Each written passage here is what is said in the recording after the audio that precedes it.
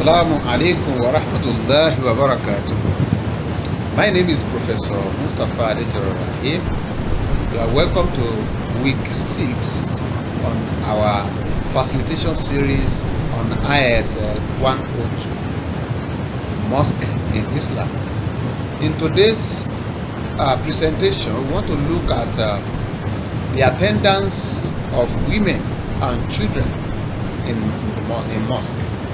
What is the position of Islam on attendance of women and children in mosque? Then again, we want to look at mosque in Nigeria. Mosque in Nigeria, the maintenance and administration in the mosques in Nigeria. So this is the content of our discussion for today. You are welcome. Okay. At the end of today's facilitation, you should be able to give account of the position of Islam on women's attendance at the mosque. You should also be able to give account of the position of small children concerning attendance in the mosque. Narrate the history of mosque in Nigeria, and lastly, give account of the system of administration and maintenance of the mosque. Now, Muslim women and the question of attendance in the mosque. We all know that the issue of women attending mosque has generated a lot of debates among Muslims in Nigeria especially.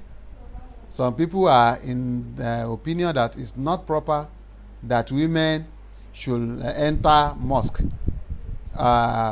given the reason that occasionally they have their menstrual period on, and during that time they are in a state of impurity, and they give the reason that the Holy Quran has said that nobody should enter into the mosque except if such a person is very pure. So some might have found an excuse in the hadith of the Prophet, which stated that one should not prevent the women from entering the mosque except if it will cause fitna, if it will cause maybe chaos. So if there is, that is the one hadith of the Prophet, the hadith gives allowance to women to enter the mosque provided it cannot cause any chaos. So there are some, however, who believe that ordinarily women should be allowed to enter the mosque. So, given the following reasons. One, that the mosque is the most important institution in Islam. So, if you deny or you prevent Muslim women from entering the mosque, that means you are denying them the opportunity of staying in the most sacred or most important place in Islam. Another one is that it is the place of Salat, which is a feature that distinguishes a Muslim from a non-Muslim. The hadith of the Prophet says that the difference between a Muslim and a non-Muslim is the observation of Salat, which is the regular prayers that we observe in the mosque. So, as we said in our last lecture, Salat is always observed congregationally in the mosque. So, if you deny Muslim women or you prevent them from entering the mosque, that means you are denying them the opportunity of observing their salat. The mosque is the nerve center of the Muslim community, where matters like religious instructions, settlement of disputes, and so on are performed. So if there are issues to be settled or to be resolved and it involves Muslim women, if you say they shouldn't come to mosque, that means you are not giving them allowance to give their own position of things or their own views in a matter that is needed to be settled. Then constant gathering for daily salat is considered an individual obligation upon everyone. So observation of salat is an individual obligation. It is obligatory on every individual, irrespective of their sex, whether male or female. So if you now say women should not come to mosque, where will they observe their salat? And you know, the salat we observe in the mosque has more reward than the salat we observe at home. Then, that Islam is a universal religion. Islam is universal, so it doesn't discriminate against anybody.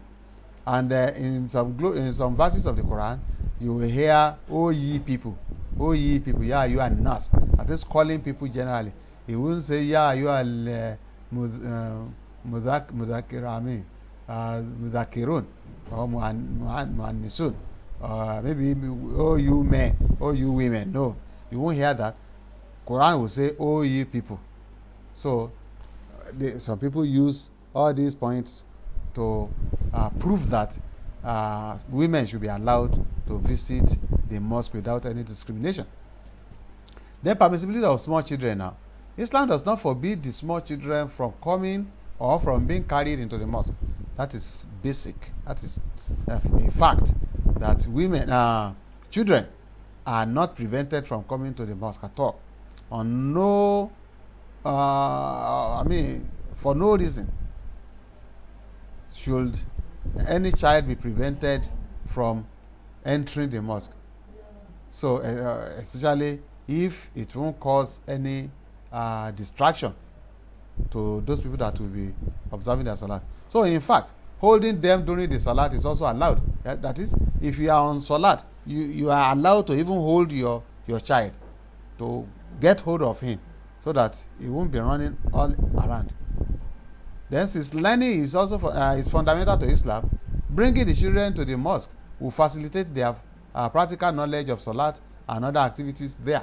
You see, if you deny your young ones, your children, from coming to the mosque, how will they be familiar with the act of salat that you observe in the mosque and some other Islamic activities like listening to the Quran, like studying or memorizing of the Quran, and some other things like that we do in the mosque.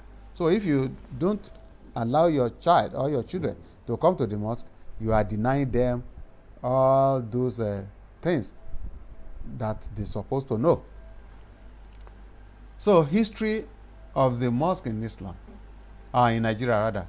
The actual date of the establishment of the first mosque in Nigeria is difficult to assess. Nobody can say the first mosque in Nigeria was built at so date. So, however, there are a few historical accounts of some notable mosques in the history of Islam, despite the fact that we don't have the actual date for the establishment of the first mosque. We still have historical reports of some important mosques that were built. So one of them was the plastered mosque built by Maihuman's son, that is Sultan Dunama, during his long reign, that is between 1097 and 1150. So the mosque was built and plastered, but not with cement anyway, but with clay. It was plastered and roofed with clay.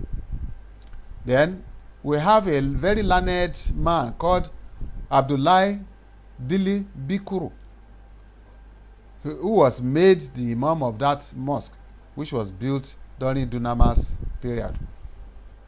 So during his own period too, Idris Aloma, that is Idris ibn Ali, that is popularly known as Idris Aloma in the Islamic history, was reckoned to be the first to construct brick mosques. That is a mosque built with bricks. So there were reports that confirm that it was Idris Aloma that first built a mosque which was with a concrete brick. So Ali, excuse me.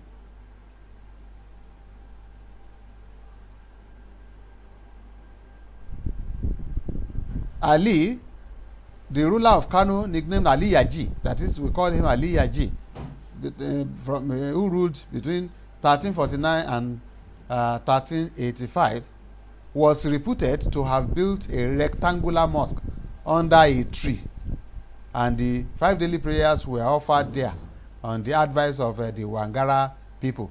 So the Wangara, the leader of the Wangara people there maybe gave the advice that Ali Yaji should construct a mosque, which he constructed in rectangular form, and it was built under a tree. The tree was regarded to be very holy, to be a sacred tree. So he built the mosque near it, and 5 daily prayers were observed therein. So mosque administration and maintenance in Nigeria. Let's look at an overview of it. In Nigeria, the 2 most common offices that are vital to the proper administration of the mosque are those of the imam and the muazzin. Who is the imam? Imam, we all know, is the leader of the mosque who lead the 5 daily prayers in the mosque, and the Juma prayer in the central mosque. Then we have the muazzin. Muazzin is the person that calls to salat, who makes the call.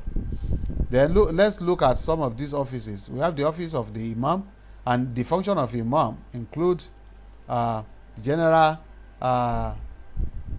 leadership of the religious activities in the mosque. Then we also have the Naibul Imam, who assists the imam and deputize him anytime imam is not available. Then we have in Yoruba land, we have Eketa Adini, so who is also to assist. We have Afata Osiri, who gives, that is the Mufassir, who gives the sermon and other religious recitation of the Quran. Then we have Ajanosi, who assists the Mufassir to interpret whatever he says. So we have Arawasi, again one of the assistants of the Mufassir. Then we have Olori Omokewu. These are some of the offices that we have in the mosque, especially in Yoruba land. So summarily, today we have given account of the position of Islam on women's attendance and children attendance in the mosque. Then we have narrated the history of mosque in Nigeria and some of the leadership and their roles in the administration of the mosque. So that is the content we have for you today, and next time we will continue. My name is Professor Mustafa Adijah Rahim. I thank you for listening.